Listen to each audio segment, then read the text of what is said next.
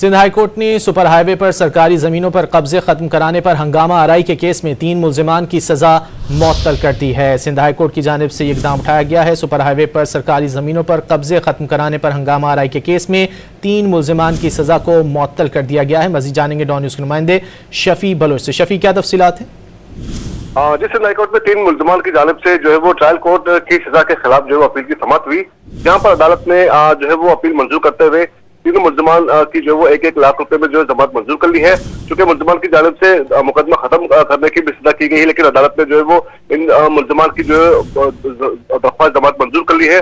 चूंकि trial court में इनकी दरख्वास्त जमानत मुस्तरद की गई थी, जिसके खिलाफ ये लोग मुल्जिमान ने जो वो सिंध हाईकोर्ट से रब्ता किया। इन मुल्जिमान में शेरुल्लाह, फहद और बिन यामिन शामिल है।